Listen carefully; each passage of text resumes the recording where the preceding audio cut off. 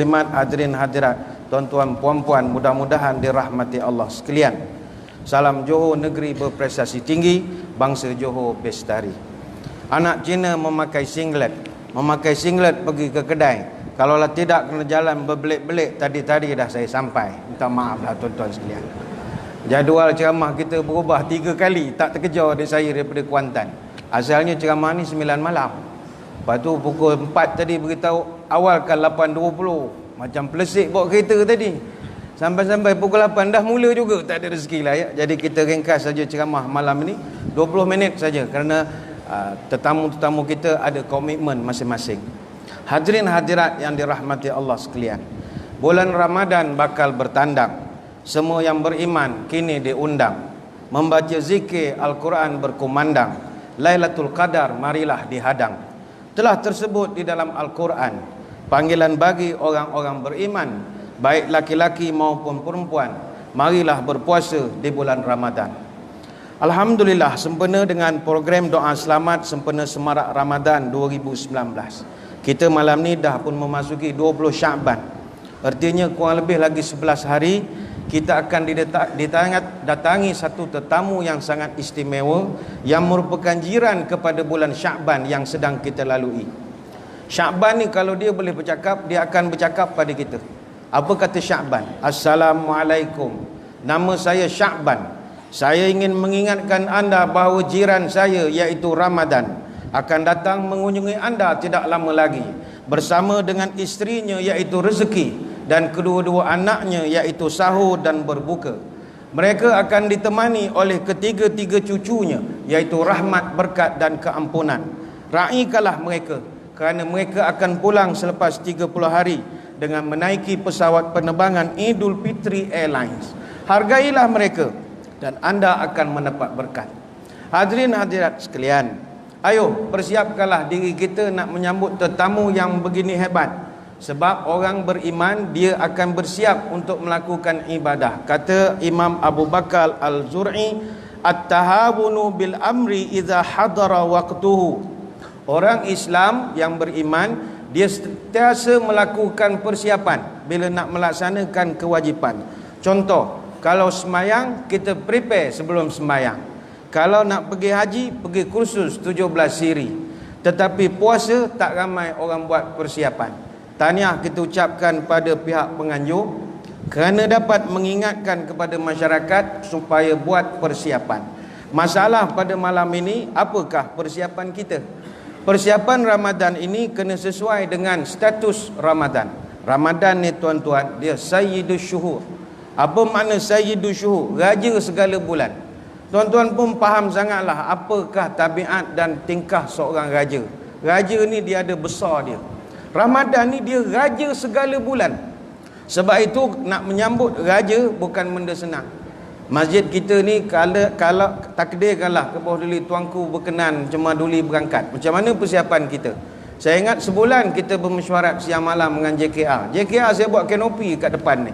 Sebab nak membetulkan segala kerosakan yang ada. Mentol-mentol terbakar dia akan gantikan. Apa sebab? Kerana yang nak datang ini tuanku ataupun raja. Sama juga Ramadan. Ramadan bukannya bulan kecil-kecilan. Bulan yang besar. Bayangkan Ramadan nak datang, 14 orang mufti semua panjat bukit. Jangan main-main. Mufti Jusasi semua tu bukan grade 48, panjat bukit kerana nak menantikan kedatangan dia. Kalau Johor dulu selalu tengok di Pontian kecil, Pontian. Tapi sekarang sebab banyak sangat bot lalu lalang dah keliru antara lampu bot dengan cahaya bulan. Akhirnya kita try pula di Batu Pahat. Sama ada di Bukit Tanjung, di Tanjung Labuh, Pantai Minyak Beku ataupun Pantai Punggol. Mudah-mudahan nampaklah anak bulan. Kalau Kuala Lumpur, tengok anak bulan menara Kuala Lumpur. Mufti wilayah orang Terengganu. Panjat sampai tingkat paling tinggi 420 meter. Gayat kata dia. Naik ke atas bertahun-tahun intai tak pernah nampak anak bulan. Apa sebab tak nampak? Kuala Lumpur mana nak menengok anak bulan? Kalau menara Kuala Lumpur tu keliling dia semua bangunan tinggi. Keliru. Tengok dari jauh bling-bling lampu apa? Bling-bling. Rupanya KLCC punya tempat helikopter punya api bling-bling. Keliru. Sebab itu menara Kuala Lumpur dah tak sesuai dah menjadi tempat menengok anak bulan. Menengok anak dara boleh, menengok anak bulan memang tak sesuai, kena tukar statusnya lah. Dan selepas dapat keputusan, bila puasa itu siapa yang boleh isytiharkan? Jabatan Penerangan tak boleh. Siapa yang isytiharkan? Buletin Utama TV3, Pang Cempe, Kamarudin Mape? No.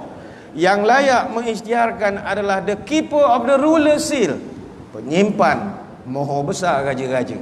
Apa sebab penyimpan moho besar raja-raja yang isytihar? Sebab dia raja. Ramadan ni raja segala bulan. Yang mengisytiharkan dia pun penyimpan moho besar raja-raja. Dan tuan-tuan, untuk menetapkan puasa perlu mendapat perkenan majlis raja-raja. Majlis raja-raja dalam mesyuarat kali yang ke-92 pada 15 dan 16 Mac 1972 bersetuju supaya penetapan tarikh permulaan puasa meliputi seluruh Malaysia. Apa sebab? Kerana agama adalah state matter berdasarkan perlembagaan. Federal, JAKIM atau tak boleh ganggu negeri dalam bab agama. Sebab itu kita tengok agama di Malaysia ni pengurusan beza-beza. Ambil contoh mas kahwin lah, mana ada sama seluruh Malaysia? Takkan boleh sama sebab dia perkenan raja. Johor berapa mas kahwin? RM22.5. Pahang berapa mas kahwin? Kita geng RM22.5. Kita saudara Johor Pahang. Negeri Sembilan berapa? Jiran kita. Negeri Sembilan lain. Negeri Sembilan kalau janda RM12. Anak dara RM24. Kita tegur, Afzal kau ni tak boleh bagi murah-murah. Ikut dan lah negeri dan. Apa masalah kau? Dia marah kita. Pulau Pinang berapa mas kahwin? RM24. Kuala Lumpur termasuk Putrajaya, Labuan, anak dara RM80, janda RM40. Lain-lain lah. Pergi ke Sabah, janda RM80, anak dara RM100. Boleh bah kalau kau mal kau RM100 bah. Melaka berapa? Kecil Melaka RM100. Don't play-play kahwin kau Melaka RM100. Kahwin orang Perak lain sikit, RM101 ada RM1 pula. Kalau kahwin dengan orang Sarawak RM120. Negeri paling mahal Selangor RM300. Itu hak dia lah. Tak payahlah tuan-tuan petikai. Apalah Selangor RM300, tengok Johor RM22.5. Ikut dia lah, negeri dia. Itu hak prerogatif dia. Dia ada juga negeri yang tidak ada ketetapan langsung. Kedah, Perlis, Terengganu, Kelantan. Tak ada ketetapan. Ikut awak lah nak bagi berapa. Itu kadang ngeri dia bunyi mas kahwin dia. Aku nikah kau, mas kahwinnya RM9,999 tunai. Wow, marvelous, RM9,000. Kat tempat kita baru RM22.5. Tak, tempat dia tak ada ketetapan. Sama juga zakat. Kenapa tak boleh serentak? Sebab hak negeri. Kalau di Malaysia ini umumnya zakat fitrah RM7. Tetapi di Melaka berapa zakat fitrah? RM6.70. Apa masalah kau genap kerja 30 sen jadi RM7? Tak adalah ambil tu kulu kili bawa siling macam kedai dobi kulu. Kau lakulah negeri aku pun masalah kau. Itu negeri dia. Sama juga negeri Sembilan. Orang lain RM7 dan RM6.50. Apa kau masalah kau genapkan je jadi RM7 tambah je 50 sen? Ikut dan lah negeri dan kata dia. Agama tak boleh serentak kecuali dalam hal puasa saja. Why? What is the because? The because is Ramadan, king of the month. Boleh terjemah begitu ya. Raja segala bulan. Jadi segala duli-duli yang mamlia raja-raja berkenanlah untuk nak serentakkan. Kalau ikut buat lain-lain. Memang sebelum tahun 72 puasa dengan raya mana sama. Selangor raya dulu, Perak Bagan Datuk raya, kemudian suka-suka lah raya 4-3 kali pun ada. Masa tu Kelantan anak bulan tak ada main jakim-jakim, anak bulan ikut tok guru pondok kat petani lah. Dia skodeng begitu esok raya. Dulu tak ada sistem. Sebab itu kita kena bersyukur ke hadirat Allah yang nak datang ni raja segala bulan. Jadi apa persediaan? Kata para ulama, kalau kita menengok roadmap salafus salih zaman dahulu, mereka sudah pun melakukan persiapan untuk menyambut Ramadan 6 bulan sebelum Ramadan. Kita 10 hari lagi nak puasa barulah datang jumpa macam ni. Dia 6 bulan. Maknanya patutnya kita bulan 11 hari tu buat program ni lah. Kalau akan datang bulan 11 dah buat program. Kata Ibn Rajab Al-Hambali, kanu yad'una Allah sittata ashhurin ayuballighahum syahra ramadana thumma yad'una Allah sittata ashhurin ayataqabbalhu minhum.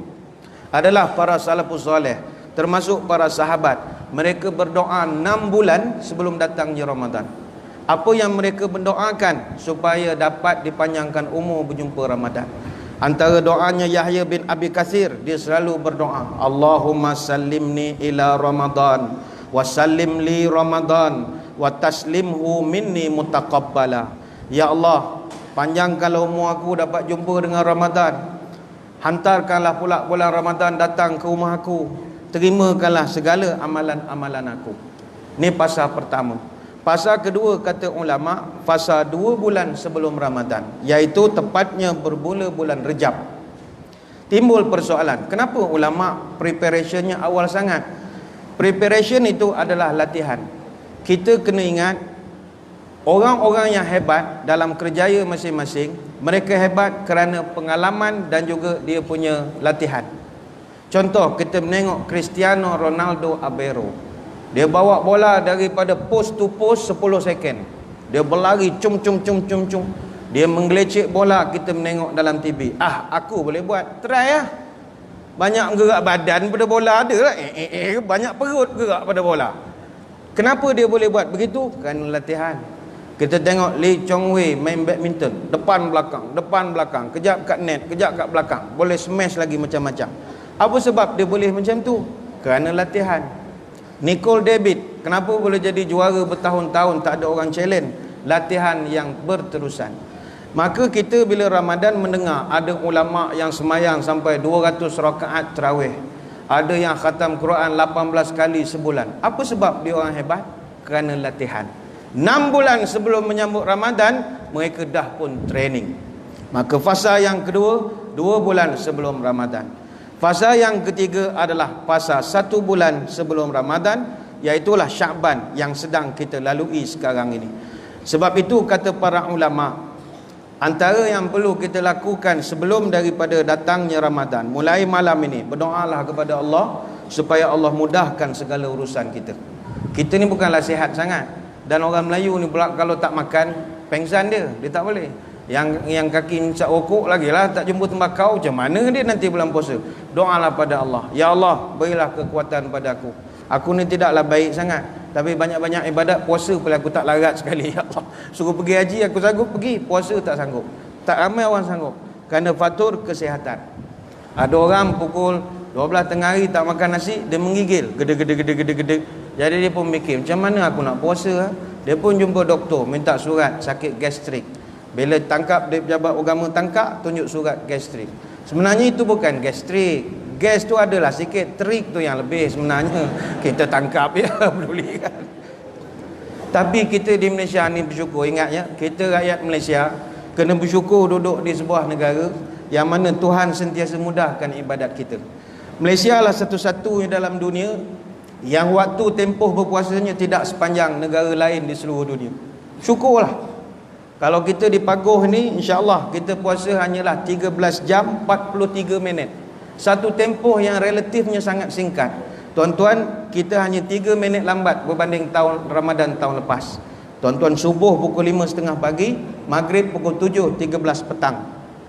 Dan 2 hari lagi nak raya, tuan-tuan akan puasa 13 jam 48 minit. Subuh 5.28 pagi, maghrib 7.16 minit malam. Di seluruh dunia, tahun ni je Tuhan bagi rahmat. Negara Arab sebagai contoh, tahun ni lah kali pertama dalam tempoh 4 tahun dia orang dapat puasa bawah 15 jam. Kita tak pernah cecah 15 jam. Syukur nikmat. Arab dah 4 tahun puasa lebih 15 jam.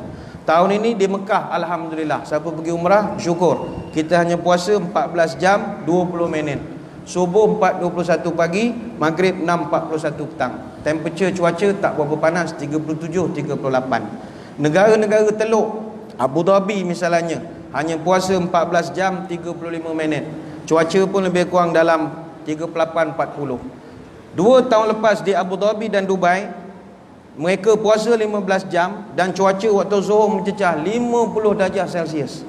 Kawan saya expatriate di Abu Dhabi, dia cerita isterinya masak kuih semprit, susun atas dulang, tak bakar pakai oven. Dia taruh dekat dashboard kereta, dia parking tengah panas, dari pagi sampai petang, masak tu kuih semprit. Bayangkanlah, punya panas.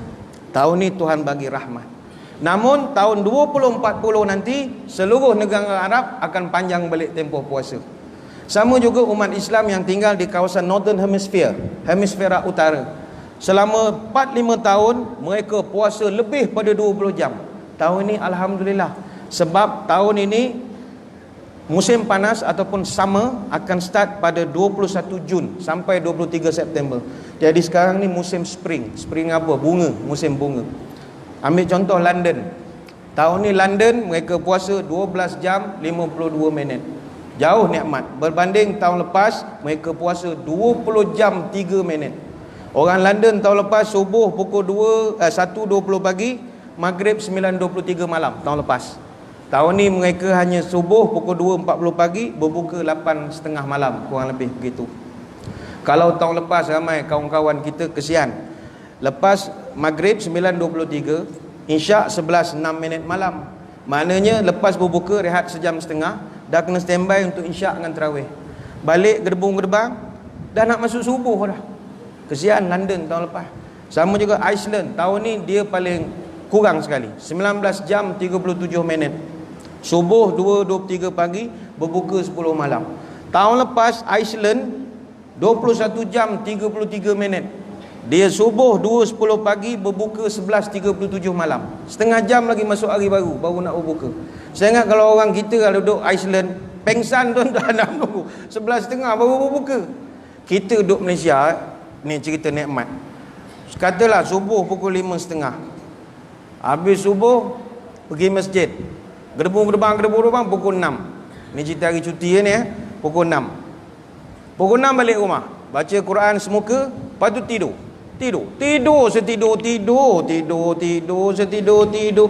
Tidurlah sampai berbirat-birat muka. Bangun pukul 2.30 contoh. Dah terlepas lah Zuhur berjemaah, terlepas. Bangun sembahyang Zuhur, main Zuhur lambat sikit. Nanti asar pergi masjid lah, cover balik yang tak datang Zuhur tadi. Dia Islam ni cover-mengcover. Kau tak datang Zuhur, kau cover lah asar nanti. Asar sembahyang sop paling depan, pakai jubah, pakai serban, pakai minyak atar. Boleh cover yang Zuhur lambat tadi sembahyang. Habis sembahyang asar, kemudian pergi balik rumah, tukar-tukar baju, tanya isteri ada nak makan apa-apa, dia masak, tanya bazar Ramadan. Kita pun okey lah, pukul 5 pergi bazar Ramadan. Dah pukul 5 dah, naik motor pergi bazar Ramadan. Start daripada gerai sampai gerai, beli sikit tapi tak apa, tawaf, tengok apa semua. Dia biasa 7 pusingan kan kalau tawaf, dengan melambai kat arah murtabak, pusing gitu, Allahu Akbar, macam tawaf jugalah, pusing gitu. Pukul 6 lebih balik lah. Sampai rumah pakai motor, letak makanan, buka TV, tengoklah Jejak Rasul gini. Pukul 7 dah boleh buka Johor FM sebab nak dengar azan. 7.10 tu radio dah bunyi gambus dah. Kalau gambus tu nak berbuka lah dah. Lepas tu Allahu Akbar, ya, terus makan. Puasa Malaysia paling senang kali. Kalau tuan-tuan pergi Iceland, hijau muka tidur tak berbuka. Daripada pukul 2.23 pagi, membutalah kita sampai pukul 6 petang sekalipun, bangun tak buka lagi, tidur 11.30 akan berbuka. Sebab itu kena bersyukurlah pada Allah. Allah mudahkan kehidupan kita di Malaysia, bumi tercinta. Sebenarnya banyak nak diterangkan, tapi masa pun sudah tidak mengizinkan. Kerana kita maklum tetamu-tetamu kita ada komitmen dan juga majlis selepas daripada ini. Saya kira sekadar itulah saja sembang-sembang pada malam ni tuan-tuan. Saya mengucapkan ribuan terima kasih di atas undangan. Mohon maaf sebarang kekurangan. Moga-moga bertemu pada lain-lain kesempatan. Secara peribadi saya mengucapkan selamat menyambut Ramadan Al-Mubarak kepada seluruh saudara-saudara kita yang berada di mana saja yang boleh melihat ceramah pada malam ini. Ingat, tingkatkan ibadah, kurangkan juadah. Mudah-mudahan puasa kita lebih berkualiti. Dan saya rasa kita pun tak berjumpa dah sepanjang Ramadan ini. Jadi saya kira terus mengambil kesempatan juga malam ni, kira jamak takdim tu lah mengucapkan selamat Hari Raya Idul Fitri. Maaf zahir dan batin, berhati-hatilah di jalan raya. Saya kira sekadar itu sajalah. Wabillahi taufiq wal hidayah. Wassalamualaikum warahmatullahi wabarakatuh. Wallahu a'lam.